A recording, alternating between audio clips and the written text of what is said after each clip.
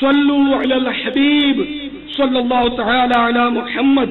میٹھے میٹھے اور پیارے پیارے اسلامی بھائیوں اور اسلامی بہنوں، حضرت سیدنا عمر بن عبد العزیز رضی اللہ تعالی عنہ کی تربت اطہر پر اللہ تبارک و تعالی رحمت و رضوان کے پھولوں کی برسات فرمائے۔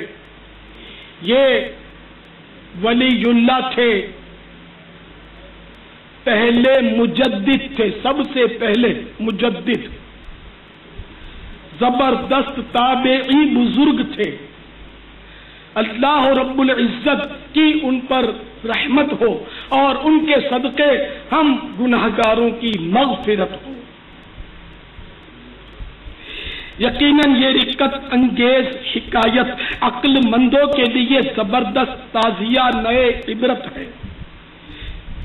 شاہی موت کا ایک مزید واقعہ سماعت فرمائیے۔ چنانچہ حجت الاسلام حضرت سیدنا امام محمد غزالی علیہ رحمت اللہ الوالی احیاء العلوم جلد 4 صفحہ 510 پر نقل کرتے ہیں، عین جاکنی کے عالم میں کسی نے خلیفہ عبد الملک بن مروان سے پوچھا، اس وقت آپ خود کو کیسا پا رہے ہیں؟ جواب دیا، بالکل ویسا ہی جیسا کہ قرآن مجید کے 7ویں پارے میں اللہ تبارک و تعالی نے ارشاد فرمایا ہے، وَلَقَدْ جِئْتُمُونَا فُرَادَىٰ كَمَا خَلَقْنَاكُمْ أَوَّلَ مَرَّةٍ وَتَرَكْتُم مَّا خَوَّلْنَاكُمْ وَرَاءَ ظُهُورِكُمْ۔ ترجمہ کنز ایمان، اور بے شک تم ہمارے پاس اکیلے آئے جیسا ہم نے تمہیں پہلی بار پیدا کیا تھا، اور پیٹھ پیچھے چھوڑ آئے جو مال و متاع ہم نے تمہیں دیا تھا۔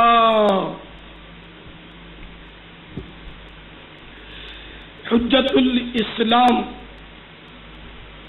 صفحہ نمبر 511 پر احیاء العلوم کے فرماتے ہیں، مشہور عباسی خلیفہ ہارون الرشید علیہ رحمت اللہ المجید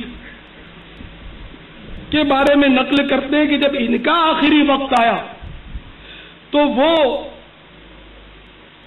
اپنے کفن کو الٹ پلٹ کر بار بار حسرت سے دیکھتے اور 29ویں پارے کی سورۃ الحاقہ کی یہ 2 آیتیں تلاوت کرتے ہیں، ما اغنی عنی مالیہ ہلک عنی سلطانیہ۔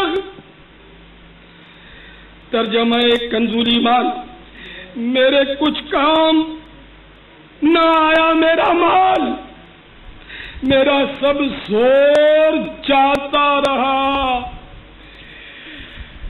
اے اپنے سرمایے پر پھولنے والے سرمایہ داروں، اے غریبوں کو حقارت سے دیکھنے والے مالداروں،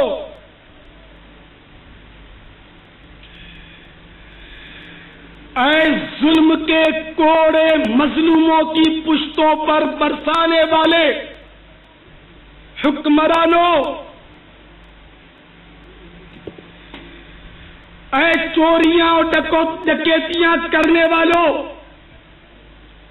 اے مال کے بلبوتے پر بے قصوروں کو جیل کی کوٹھڑیوں میں بند کروانے والوں، اے مال کے بلبوتے پر مظلوموں کے خلاف FIR پھڑوانے والوں، پرچے کٹوانے والوں، اے مال کے بلبوتے پر کمزوروں کو ظالم غنڈوں کے ہاتھوں پٹوانے والوں، دہشت گردی کا بازار گرم کرنے والوں، اس مردود اور بے تکی کرسی کی خاطر، دنیا کی حکومت کی خاطر اللہ و رسول کی نافرمانیاں کرنے والوں، موت کو مت بھولو، موت تمہارا پیچھا کیے چلی آ رہی ہے.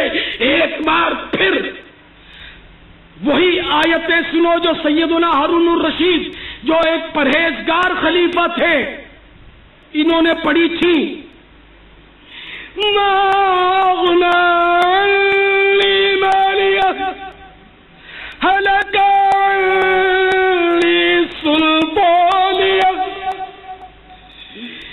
میرے کچھ کام نہ آیا میرا مال، میرا سب زور جاتا رہا. بلا غافل نہ ہو، یکدم یہ دنیا چھوڑ جانا ہے،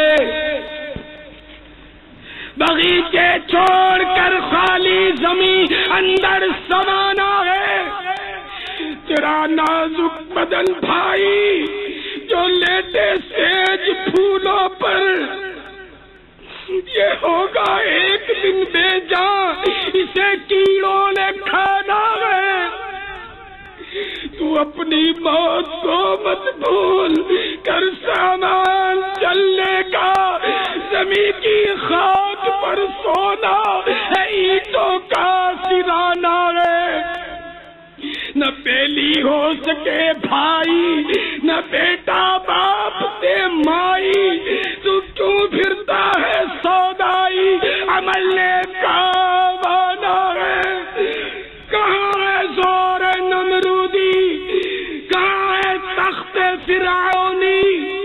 گئے سب چھوڑیے فانی، گئے سب چھوڑیے فانی. اگر نادان دانا ہے عزیزہ یاد کر جس دن کہ ملک الموت آئیں گے، نہ جاوے کوئی تیرے سنگ، اکیلا تو نے جانا ہے.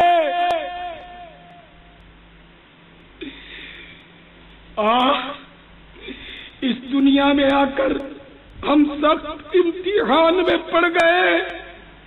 ہماری آمد کا مقصد کچھ اور تھا، مگر شاید ہم سمجھ کچھ اور بیٹھے. ہمارا انداز زندگی یہی بتا رہا ہے کہ معاذ اللہ گویا ہمیں کبھی مرنا ہی نہیں. یاد رکھیے ہمیں یہاں ہمیشہ نہیں رہنا. اس دنیا میں آنے کا مقصد صرف مال کمانا یا فقط دنیا کے علوم و فنون کی ڈگریاں پانا اور صرف دنیاوی ترقیاں حاصل کیے جانا نہیں ہے. قرآن پاک میں ارشاد ہوتا ہے، دل کے کانوں سے سنو، پارہ 18 سورۃ المؤمنون آیت نمبر 115. افحسبتم انما خلقناكم عبثا وانكم الينا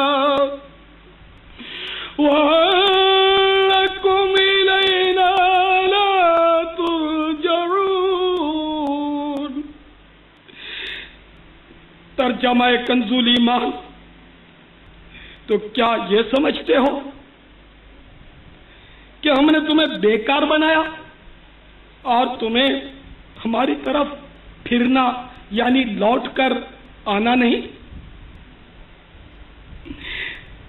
یاد رکھ، ہر آن آخر موت ہے. بنتو مت انجان، آخر موت ہے. مرتے جاتے ہیں ہزاروں آدمی، عاقل و نادان، آخر موت ہے. کیا خوشی ہو دل کو چندے زیست سے، غم زدہ ہے جان، آخر موت ہے. کیا خوشی ہو دل کو چندے زیست سے، غم زدہ ہے جان، آخر موت ہے. کیا خوشی ہو دل کو چندے زیست سے، غم زدہ ہے جان، آخر موت ہے. ملک فانی میں فنا ہر شے کو ہے، سن لگا کر کان، آخر موت ہے. بارہا علمی تجھے سمجھا چکے، مان یا مت مان، آخر موت ہے۔